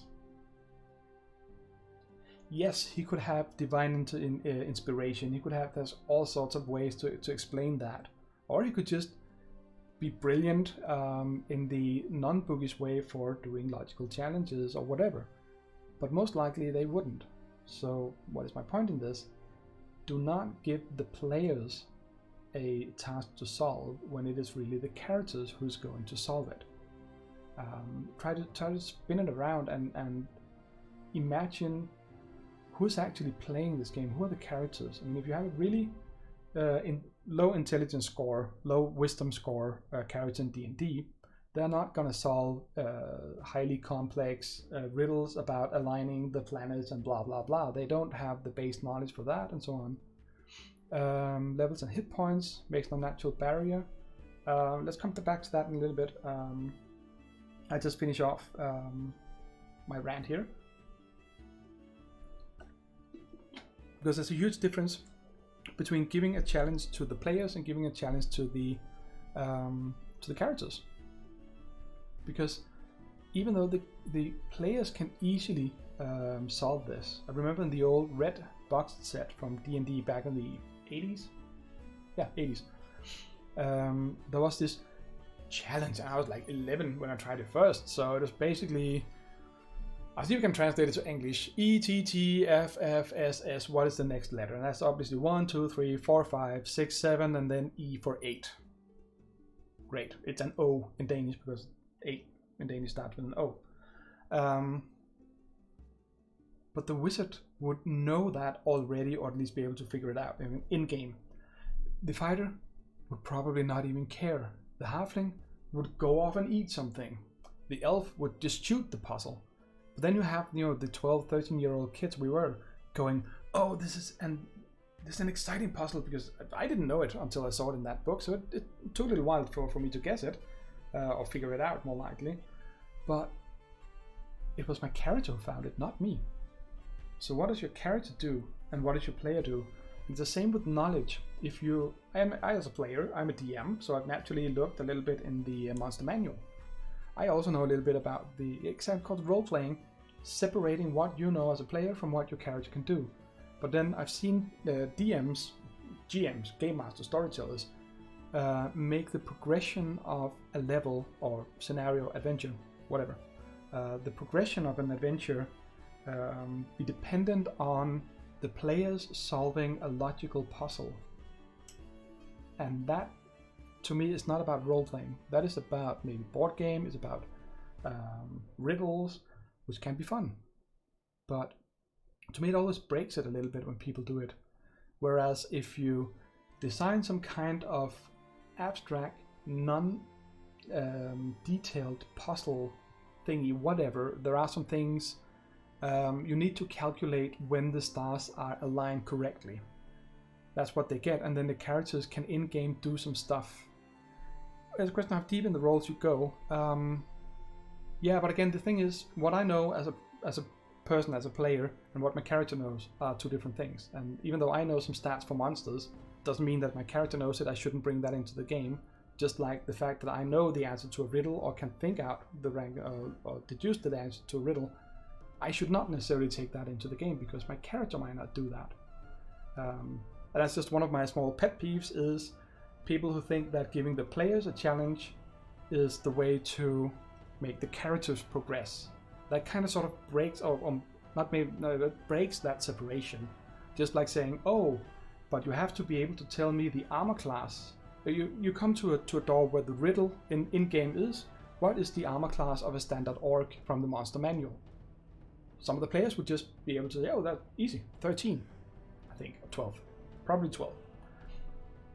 And that would be the same to me, like solving a logical puzzle from our world, the player solving it. So, but anyway, back to levels and hit points.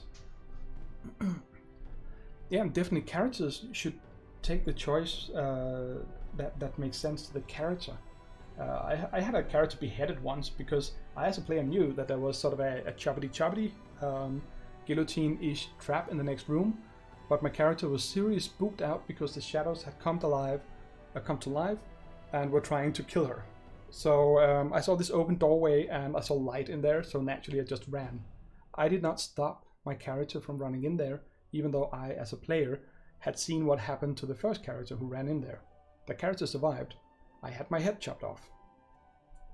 I knew that, or the players knew it, the DM knew it, the Game Master knew it, and we kind of had a bit of a laugh doing it, and we just decided, hey, just roll the damage. Usually we do take great pains to not let characters just die haphazardly, but in this case I actually wanted him to just roll the dice to see what happened, because it was an exciting thing. It was a great climax and conclusion to a long arc of the plot. So yeah, he rolled. He actually killed me by 1 hit point or so. This was an Earth Dawn, so at 0 hit points you were dead. There was no sort of over damage. However, what they do have in Earth Dawn is something called a last chance salve, which was good because I had my head chopped off, but I got better. So I basically resurrected.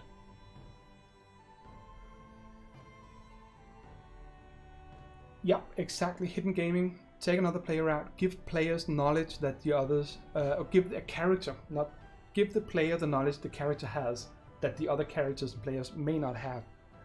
Bring them into it. I saw a wonderful example by Matt Colville. I've started looking through his Running the Game series, and I love it. I like the way he thinks, and he's got some good examples and stories.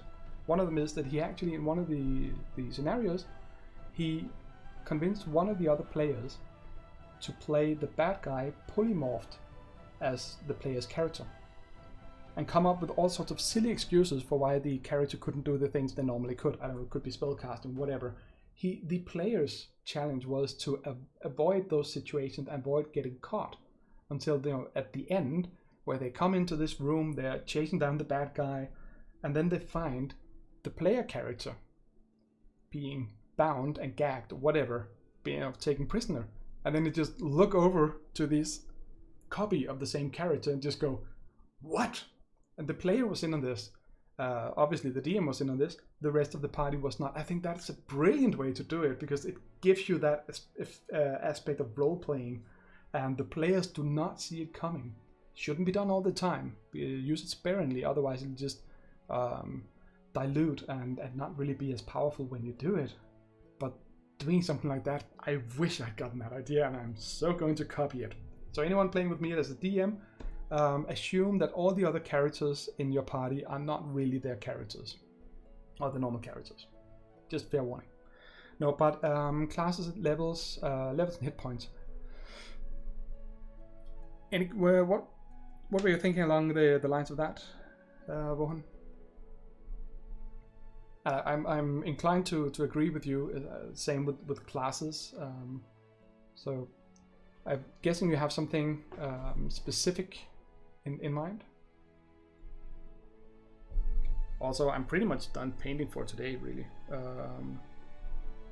Since my Nephilim, let's just bring them up here. Now, when the blue goo dries up, here, where it go? It will hopefully, well, it definitely be shiny, as you can see it is. I've made some ripples in it. I think it's enough to give it a bit of the texture I want it to have. I've never used that many tufts. Well, I never used this many tufts on a single miniature, but I think that could work. And while it does look like he's kind of hiding in tall grass kind of thing, yeah. But I actually think that because it's a little bright, it doesn't really. I was afraid that he might actually just fall into the base, kind of. Yeah.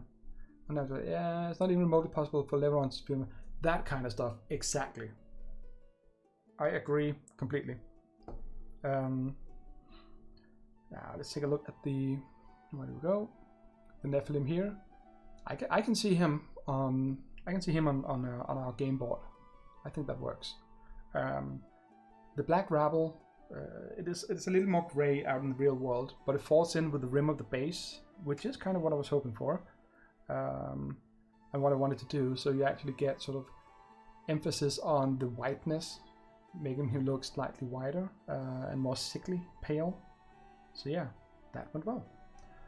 So yeah, the hit points and differences between a level 1 character and level 10 character. I think that is a very good point. It's a very valid point. And when you have these things where even a single level or two difference between characters can mean that one character will either be incredibly bored because it's not challenged by it. Let's just go back to basic dungeon crawl and play it by the books, use the challenge ratings, all those things. What do you do if you have a too high level difference? You can either make it so that the high level characters will be challenged, which means that the low level characters are probably just going to stay out of harm's way and leave everything to the elf with the bow, whatever, or the dwarf with the huge axe, and just go, you've got this, keep it going. We can't do anything anyway because none of us can actually hit these creatures unless we roll a natural 20, and yeah, it's gonna hit us 10 times before we hit it, so no sense in trying, no point in trying. You can go the other way and say we do it to sort of the lowest common denominator, go for the lowest level characters, give something that is fun, exciting, challenging to that, and the high level characters will either go, you take it, I'll be over here, shout if you need me, and then they will be bored. Or the high level characters would just go in, snap their fingers, and everybody dies. Well, not the party, but sort of reverse party kills. The different kind of party wipe, where the party wipes out the dungeon in round 1. None of that strikes me as fun. And that's what you get when you have the levels. Just the going from level 1 to level 2 means a lot. Starting at level 1, there's stuff that should be natural that's hidden as later unlocks, which makes no sense to me. Exactly. And that's I had a challenge, a chat with one of my friends who said that he had tried in 5e to build a level 1 character who could just survive a night in the woods. And he said that was impossible because the skills you use for that, or the numbers you had to roll or whatever, were so high that you could effectively expect to die from exposure, whatever, by just trying to sleep one night out in the woods. My response to that was that if that is really so, then the target numbers, difficulty numbers, whatever, seem to be a bit off. And then I poked him a little bit about it, and it turns out that he was basing this partly on the skills available, and that's true. It's very limited on level 1. There's things you don't get until far later, which would make sense to have. And if you're not even a character, so you don't have a class and don't gain levels, normal people, level 0 people, they would never be able to get all that because there are no rules for just gaining a skill. You train something for a year, now you know blacksmithing. There are no rules for that in 5e as far as I know, but that is because that is not what the game is trying to do, I think. That's my theory. The game is trying to focus on the parts where you really do need the rules. And it also turns out, yeah, you don't get to choose the order, it's planned out for you. But again, to me that's sort of less important because I tend to focus on the personality of my characters, and then maybe I haven't played enough 5e yet to get annoyed. As I said, I've never been a player, only been a DM, so I've yet to try that. No, but when I pressed my friend a little bit about what he was so annoyed with, it turns out that he was basing a lot of it on the difficulty numbers his old dungeon master had tried to throw at them. And when I asked him a little bit about that, it turns out that that particular dungeon master always used incredibly high difficulty numbers for even mundane tasks. It was basically the kind of game where, okay, so I climb over this 1 meter tall fence. Okay, make a climbing check. Something like that. Okay, I'm whatever. I grew up in a rural setting. I sleep outside in a bivouac at night, small tent, whatever. They had to roll to set up a tent and be able to sleep. And sort of that strikes me as restrictive kind of game. Whereas I like to do the narrative of it, going that you're a 20-year-old human who's lived in the woods for the past 20 years, obviously. Granted, the first couple of years you didn't raise many tents, but for the past 10 years you've been raising tents at least once per week. That is just something you know. You don't have to roll a survival check to put up your tent in a perfectly fine forest in a perfectly fine day where it's not even raining. But he came from a background as a player where their DM had told them to do things like that. I'm oversimplifying this a little bit, but that was basically the impression. You should only roll if there's a complication, exactly. But he was used to that, and because he was used to that, he focused specifically on which skills do I have? That is the only thing I can do. And that's true. If you look at it like that and say you can only do skills, do the things you have skills for, or abilities for, whatever they're called, or you have to roll for everything, then no one is gonna survive in that world, because they're gonna, the first time they try to step over a small pebble, they're gonna fail the dex throw, they're gonna take fall damage, they're gonna be unlucky, and they're gonna die from that. And yes, people do die from accidents. That is a serious thing, and that is not a laughing matter. I'm not laughing at it. I'm just saying that there are a lot of things in role-playing games that you just simply should not roll checks to see if you can complete. But he came a lot more from sort of a computer game-ish background within the role-playing setting, pen and paper, tabletop role-playing games, where they would play them very much like a computer game. And that's just a different style from what I'm used to. I'm just more, oh yeah, you want to do this? And if you can't see a complication is a good word for it. Conflict could also be a word that requires someone else. Yeah, if all D&D characters share reality, exactly. I mean, I take something, one of my favorite systems is Shadowrun. I think it actually is very well balanced, and it's very easy, maybe because I've played it for 25 years or more. It's easy for me to balance out. I don't have to choose a monster and know the stats for it. Basically everyone are people. There are also monsters, critters, magical beings, but most of the opposition are just people with skills, abilities, and stats. And since there are no levels or there are no classes, you can just build whatever you need. But again, after 20 years or more as a DM, game master in this, I have a pretty good feeling for what the different numbers will mean. But I can also do whatever I feel like, and that balances it out. But my point here is that while the damage system is really well working for battles and fights in this game, it's really not working quite well when you look at the stats for normal people compared to how fall damage works. Because basically we found out that if ever anyone falls out of bed, they're gonna be nearly dead. Because that's the way the rules are built. But that's just an example of a situation where if you drop 40 centimeters, 30 centimeters out of your bed, that is more than 0. That requires you to do a fall damage roll, especially if you're sleeping. You don't get to roll dex to avoid it, something like that. You just get this damage, and that will pretty much kill you if you're a normal, average human. But that is why you, as a game master and as players, should, just take a reality check, take a sanity check, and say, do we really want to roll checks every single time we do anything? And I don't think you should do that. You should roll when it is exciting, when it is fun, when it drives the plot story. 2 hit drives 2 hit points per cube, half of all level 1 mages. Except I think they all start at max hit points, so you'd have to have a really bad constitution score, which some do. But yeah, but exactly, some stuff like that. You drop 2 feet, and yes, if you fall in a bad way, if you can break your neck. You're falling, head first.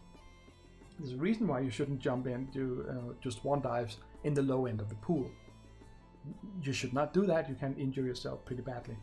But just falling down, basically just stumbling and falling down, is kind of at least a 1 foot, probably 2 foot drop. Gonna give you damage, but it's not. And when I come across people who play that strictly by the rules, then I always get a little bit wary, because my experience tells me that in those kind of groups, there's not a lot of room for role playing. Characters start at max. No, NPCs should roll average. Yeah, true, NPCs. So standard NPCs would basically die.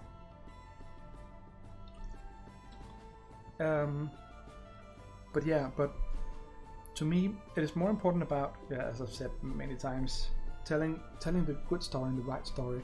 And as a player, I really love it when something can go wrong, but I don't like it when I have to roll a dex check to be able to get out of bed without falling. I'm going into extremes, I know, but here's a thought to round off the stream.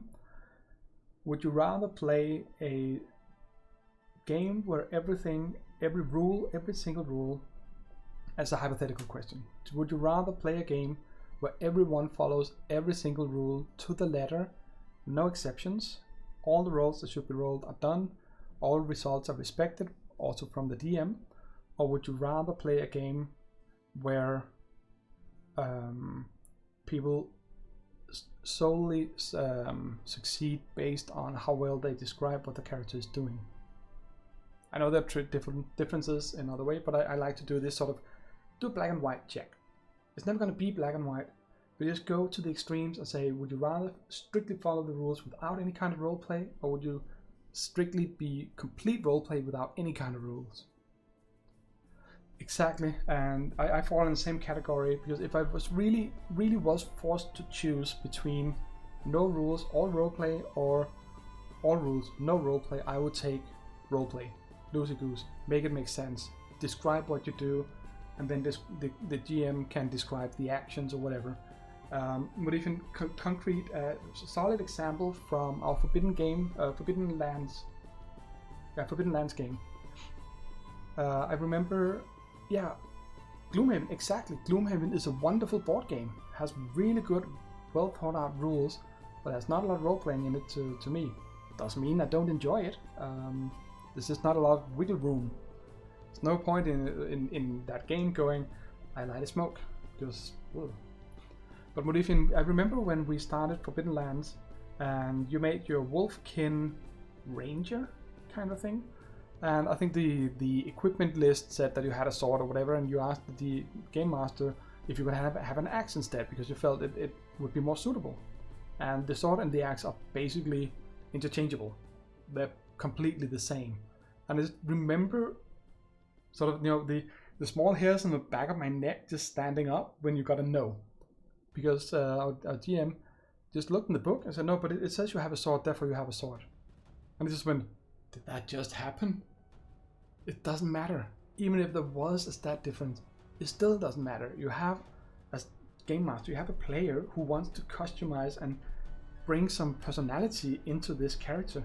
And you say no over a simple piece of equipment. We're not talking magical items. We're not talking a ring of wishes. We're not talking anything like that. It's just, do you have a sword or an axe? But the rules say you have a sword, so you cannot have an axe. That is when rules are taken too far. Exactly, and I didn't either. And just, I wrote some very long posts in our group about why I wasn't too happy about the system and the way it worked. There were some things that didn't sit well with me.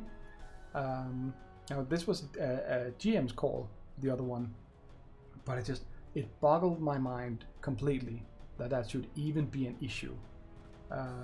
But I know other players who play like that because they see it as a challenge. They see it as a game where you have an opponent and you have to win. The concept of winning at D&D is, to me, incredibly amusing because the only way to win is to have fun, in my mind. Other people have other criteria. That's fine. Play the game you want. I'm not saying you should not play by the rules. If that's your thing, if you want to play D&D like an awesome battle simulator and huge board game dungeon crawl thing, go for it. I'm just saying I prefer the narrative setting with the rules because I like the challenge. I like not knowing what happens. I like rolling a die and going, oh, that didn't work, then I have to do something else. What I don't like is that if I roll a die, then the story just stops. Precisely, so changing the details, giving it personality. I saw a wonderful meme because apparently it seems like human fighters have fallen into a bit of a disgrace in D&D 5e. Nobody plays them. People want to play Dragon Ball. Half-elf, 4 different classes, whatever. I'm just gonna play a human fighter because I can name probably at least 10 different human fighters with incredibly interesting and varying personalities. They do have a varying skill set, but if you, as a group and with the DM's help, if you make the right situations, I mean the Red Viper from Game of Thrones, isn't it that what he's called? The guy being played by the same guy that plays the Mandalorian. But anyway, that guy. I have not seen the newest episode. I know what I'm going to do now. So what am I going to do with Thor? Demand a deer duel me? Exactly, a spear hunts animals. Oh, was it a spear?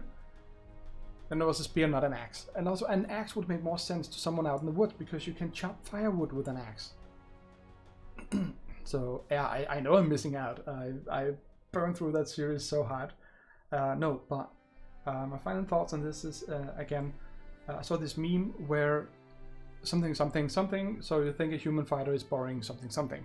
And they just show a picture of the Red Viper, of Conan, of some of the Vikings from the Viking HBO series, and all these things. And yes, granted, some of them might be called rogues, some might be called rangers, but they're not the thiefy thief, they're not the stealthy, sneaky types, they're not the foresters. They are just human fighters, and they all have different personality. And even if you play by rules where they could only make the same effects, the situations they're in and the choices they make for how to survive and handle these choices, outside of I swing my sword at the opponent, the story they tell, the style they do, to carry a light rapier, to carry a heavy broadsword. Again, that's within the rules and it gives some challenge. But if you play your character and personality like you would choose a sword, then you have an infinite options for how to build your character, because then only your imagination sets any limits on what you can do. And that is why I personally don't buy my friend's argument that there are only this many ways to build a priest, I think it was, in D&D 5e, because they only had these options for choosing feats, skills, whatever. I don't buy that, because it's the personality that makes the character interesting to play. And I would love to make 2, and I'll probably do this for Westmarches. That would be a good chance to myself and to others to see if they can figure out what it is. Make 2 identical, rules-wise identical characters, play them completely different. Of course, now I've given it away to some of them. Like, I should do it hidden, with hidden character sheets, whatever. Nah, whatever. People wouldn't care about that. That would be my own personal experiment. But I would be able to have fun doing that. And this, my friends, will be my parting words for today. Sorry, I got a little bit carried away, but it's a pet peeve of me, because I love playing role-playing games, and I love it when I see people realizing that role-playing games actually do very little in terms of limiting you or restricting you, because you can always try to do something. Thank you, Wohan. It was a really good stream. I based 2 miniatures in 2 hours. That's pretty cool. No, it isn't. But yeah. But I love that about role-playing games. If I just wanted to play by the rules and only have that kind of thing, I would play Descent. I would play more Gloomhaven. I love the game. Check, Wohan, I'll get you hooked up on that. And Mauritian, if you want to join in on some family-friendly D&D with awesome, completely nuts people, you'd fit right in. Let me know. We'll be doing it over webcams with people in different time zones. So that would be perfect. More players, more fun. And yeah, I don't think that I have much more to say for today, other than thank you again for a wonderful stream. It's been nice having you here. I hope to see a lot of you in the Incorrigible Parties Discord. If you're just tuning in right now, go look it up. The Incorrigible Party, they are fantastic, wonderful people. And other than that, I think I will just say, yeah, see you, Emily, that the only thing to remember is to keep painting.